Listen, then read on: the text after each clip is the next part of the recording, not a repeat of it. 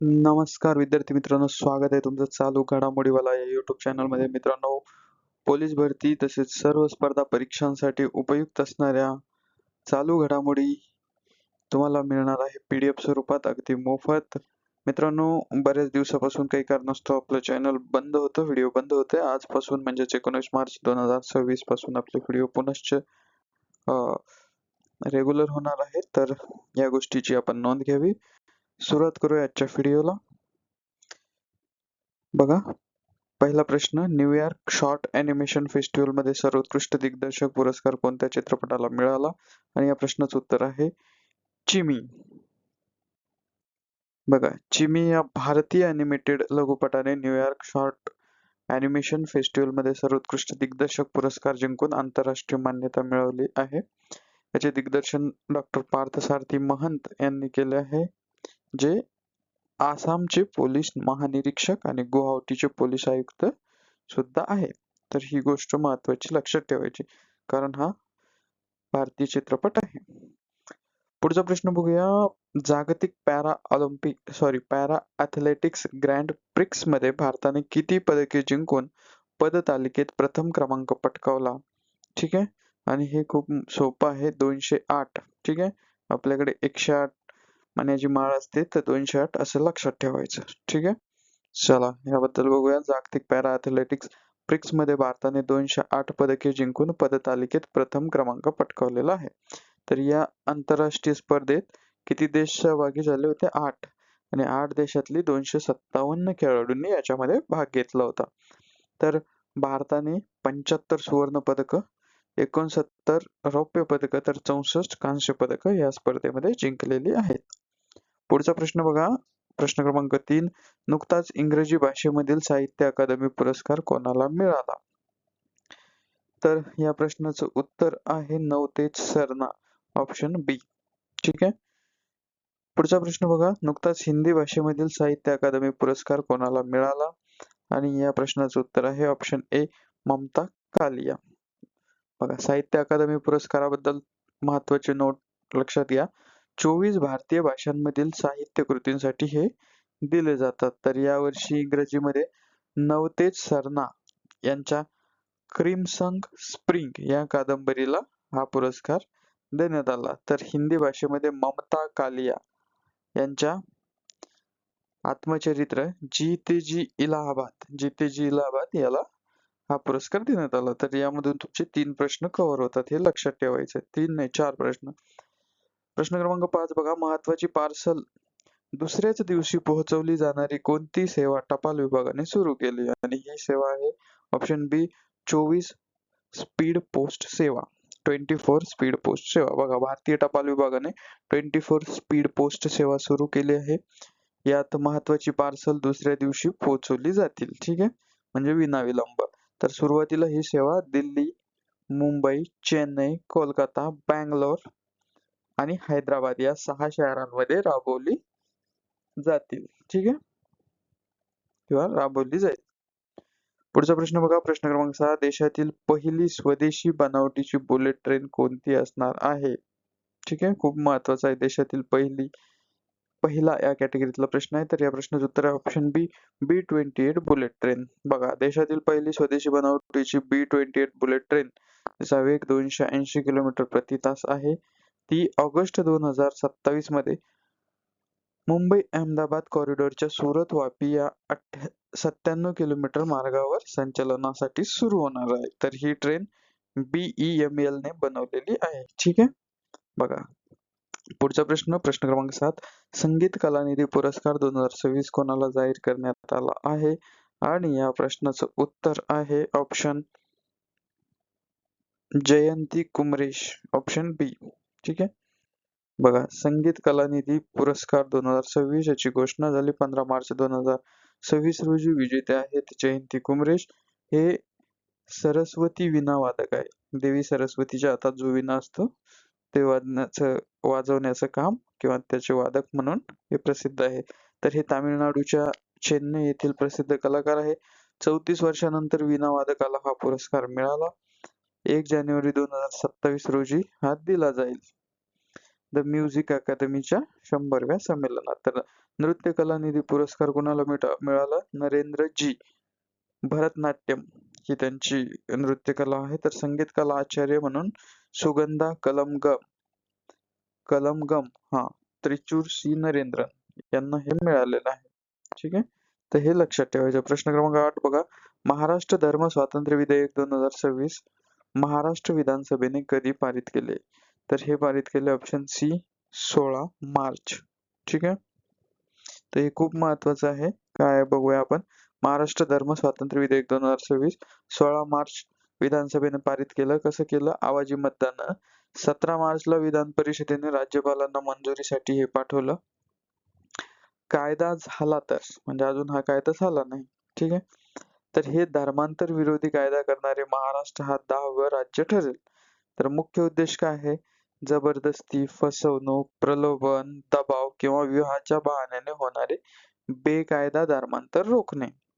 आणि भारतीय संविधानाशी संबंध याचा आहे कलम 25 धर्म स्वातंत्र्याचा अधिकार. तर मुख्य तरतुदी आणि शिक्षा काय असणार आहे या कायद्यामध्ये? तर सामान्य बेकायदा धर्मांतर 7 वर्षापर्यंत तुरुंगवास, 1,00,000 रुपये दंड. अल्पवयीन महिला, अस्वस्थ मनाचे व्यक्ती, SC ST यांच्या बाबत 7 वर्ष तुरुंग, 5,00,000 रुपये दंड. तर सामूहिक धर्मांतर 7 वर्ष तुरुंग, 5,00,000 रुपये दंड. पुनरावृत्ती गुन्हा 10 वर्षापर्यंत तुरुंग. विवाहाच्या बहाण्याने धर्मांतर, आता हे किती दंड असणार आहे असं डिटेलिंग मध्ये येणार नाही, तर याच्यावर काही फोकस नाही केलं तरी चालतं. पण हे जे आपण बघितलं जबरदस्ती, फसवणूक, तर त्याचं डिटेलिंग बघा.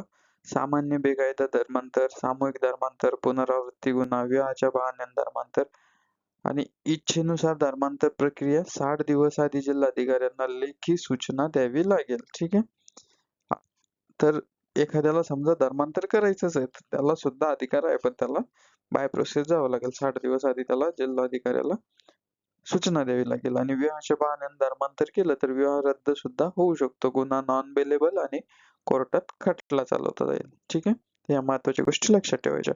पुढचा प्रश्न बघा. प्रश्न क्रमांक 9. BCCI नमन पुरस्कार 2026 मध्ये महिला जीवन गौरव पुरस्कार कोणाला देण्यात आला? आणि या प्रश्नाचं उत्तर आहे ऑप्शन सी मिताली राज. ठीक आहे, हे खूप महत्वाचा पुरस्कार आहे. ह्याच्यामध्ये विविध कॅटेगरीचे पुरस्कार आहे, त्याच्यावर एक नजर टाकूया. BCCI नमन पुरस्कार 2026 दिनांक 15 मार्च रोजी देण्यात आले. ठिकाण आहे नवी दिल्ली. शुभमन गिल यांना सर्वोत्कृष्ट आंतरराष्ट्रीय क्रिकेटपटू पुरुष यामधून हा अवॉर्ड देण्यात आला. तर स्मृती मंधाना यांना सर्वोत्कृष्ट आंतरराष्ट्रीय क्रिकेटपटू महिला हा या कॅटेगरीतला पुरस्कार मिळाला. राहुल द्रविड आणि रॉजर बिन्नी यांना CK Naidu life time achievement award मिळाला. तर मिताली राज यांना महिला जीवन गौरव पुरस्कार मिळाला, जे आपण प्रश्नात बघितलं. ठीक आहे, हर्षित राणा यांना सर्वोत्कृष्ट आंतरराष्ट्रीय पदार्पण पुरुष, तर श्रीचरणी यांना सर्वोत्कृष्ट आंतरराष्ट्रीय पदार्पण महिला हे पुरस्कार मिळाले.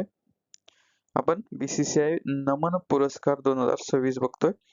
विविध कॅटेगरी मधले दीप्ती शर्मा यांना महिलांमध्ये सर्वाधिक वन डे क्रिकेट विकेट्स,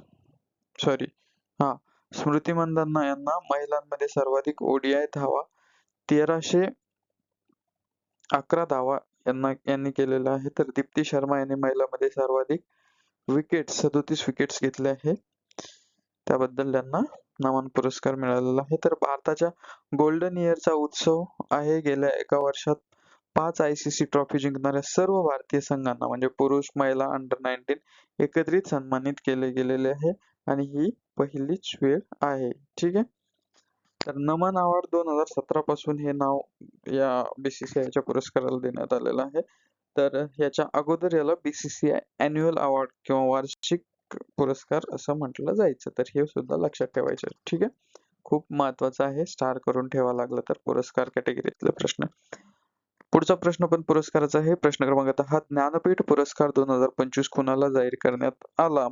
आणि हा ऑप्शन बी आर वैरामुथ्थू यांना. ठीक आहे, ज्ञानपीठ पुरस्कार 2025 ची घोषणा झालेली आहे. 60वा हा ज्ञानपीठ पुरस्कार असणार आहे. कुणाला जाहीर झाला? आर वैरामुथ्थू. हे तमिळ मधील तिसरे पुरस्कार विजेते आहे. तमिळ कवी आहे, गीतकार आहे, लेखक आणि कादंबरीकार आहेत. 7,500 हून अधिक गाणी, कविता, कादंबऱ्या आणि इतर साहित्याने लिहिले आहे. तर त्यांनी 7 राष्ट्रीय चित्रपट पुरस्कार जिंकले आहे. त्यांना पद्मश्री 2003 मध्ये, पद्मभूषण 2014 मध्ये मिळालेला आहे. ज्ञानपीठ पुरस्काराबद्दलची माहिती बघूया. 1961 ला ज्ञानपीठ पुरस्काराची स्थापना झाली.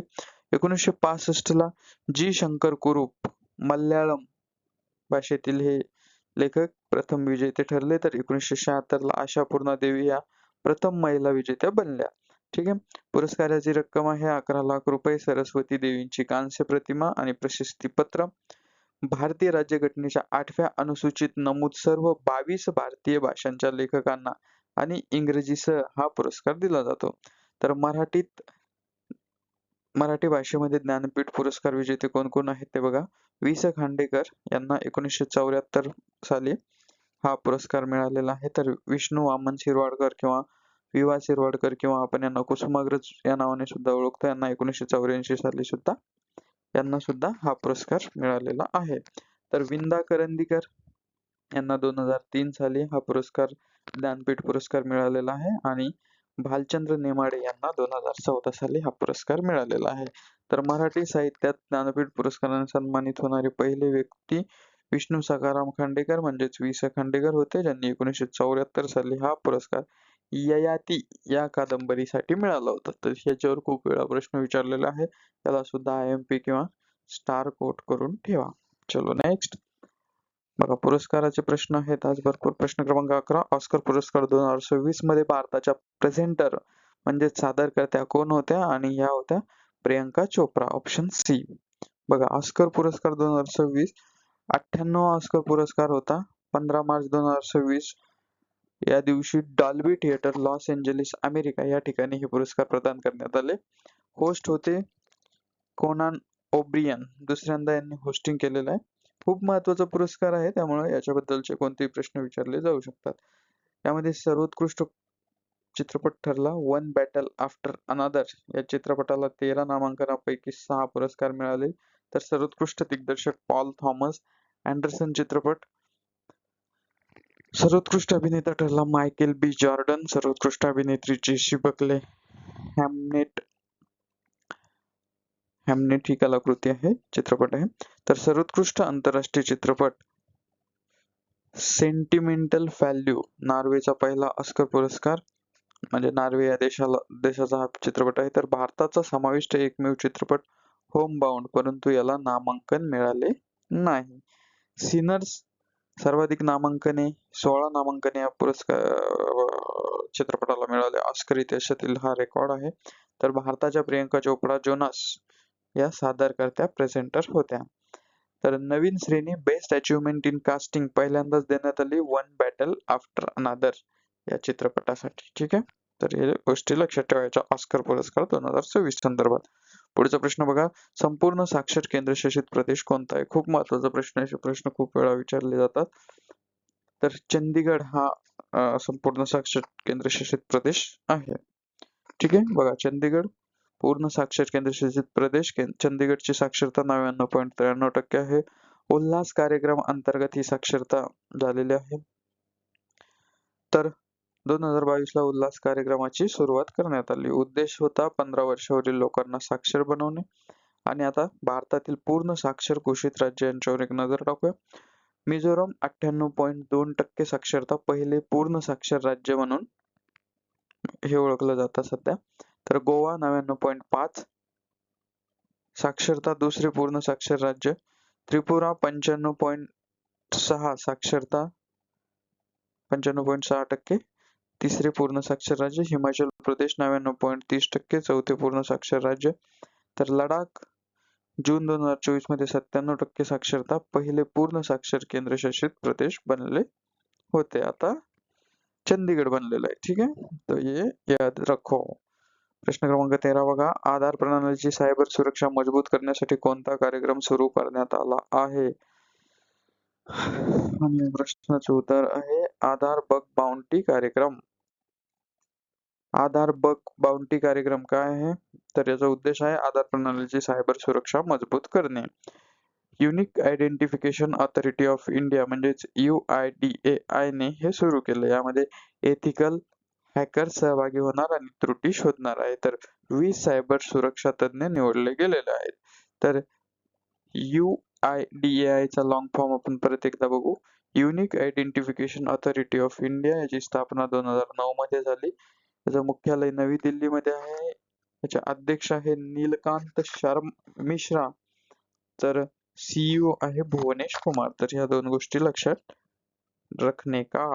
चला पुढचा प्रश्न क्रमांक 14. मॉरिशस राष्ट्रीय दिवस समारंभात भाग घेतलेली भारतीय युद्धनौका कोणती? आणि ही आहे INS त्रिकंद युद्धनौका. ठीक आहे. तर ह्या चर्चेतील मुद्दा आहे INS त्रिकंद युद्धनौका, कारण या युद्धनौकेने मॉरिशस राष्ट्रीय दिवस समारंभात भाग घेतला. कधी घेतला? 12 मार्चला, कारण 12 मार्चला मॉरिशसचा राष्ट्रीय दिवस आहे. तर 12 मार्च 1968 रोजी ब्रिटिशांकडून यांना स्वातंत्र्य मिळालं आणि हा मॉरिशसचा 58वा स्वातंत्र्य दिन आहे. ठिकाण आहे पोर्ट लुईस. युद्धनौकाचा प्रकार आहे INS त्रिकंद. ही सेल्ट फ्रिगेट प्रकारातील आहे. ही तलवार क्लास युद्धनौका आहे आणि ही नौका 29 जून 2013 मध्ये भारतीय नौदलात सामील झाली. ठीक आहे. तर ही गोष्ट लक्षात ठेवायची आहे. आणि आपला शेवटचा 15वा प्रश्न, जागतिक ग्राहक हक्क दिवस कोणता? तर 15 मार्च हा जागतिक ग्राहक हक्क दिवस असतो. वर्ल्ड कंझ्युमर राईट डे आपण ज्याला म्हणतो, हा पहिल्यांदा साजरा झाला 1983 ला. संयुक्त राष्ट्रसंघ म्हणजेच युनो 1985 मध्ये ग्राहक संरक्षण मार्गदर्शक तत्त्वे जाहीर केली. 15 मार्च 1962 ला अमेरिकेचे माजी राष्ट्राध्यक्ष जॉन एफ केनेडी यांनी अमेरिकन काँग्रेसमध्ये केलेल्या भाषणाच्या स्मरणार्थ साजरा केला जातो. तर 2026 ची थीम याची आहे safe products confident consumers. 24 December भारतात राष्ट्रीय ग्राहक हक्क दिवस साजरा होतो. ठीक आहे. तर जागतिक ग्राहक आणि भारतीय ग्राहक किंवा भारत राष्ट्रीय ग्राहक हक्क दिवस याच्यात गोंधळ करायचा नाही. 15 मार्च रोजी जागतिक ग्राहक हक्क दिवस, तर 24 डिसेंबर भारतीय राष्ट्रीय ग्राहक हक्क दिवस. हे गोष्टी लक्षात ठेवायच्या. तर मित्रांनो, आपलं काही दिवस खंड पडला होता, तर पुन्हा आपण सुरू झालेलो आहे आपलं YouTube चॅनल, टेलिग्राम चॅनल आणि Instagram चॅनलवर जशा आधी फॅसिलिटी भेटत होत्या त्या पूर्ववत आजपासून होत आहे. जे नवीन व्हिडिओ बघतायत त्यांच्यासाठी की आपलं टेलिग्राम चॅनल आहे, त्याची लिंक तुम्हाला डिस्क्रिप्शन मध्ये मिळून जाईल. सोबतच आपलं टेलिग्राम चॅनल आहे, जॉईन करा. फायदा घ्या. तुम्ही कोणत्याही स्पर्धा परीक्षेचा अभ्यास करत असा, चालू घडामोडी तुम्हाला रोज मिळत राहतील. तुमचे काही प्रश्न असतील कमेंटमध्ये विचारा. व्हिडिओ शेवटपर्यंत बघितल्याबद्दल मनपूर्वक धन्यवाद. भेटूया उद्याच्या व्हिडिओत. Thank you so much.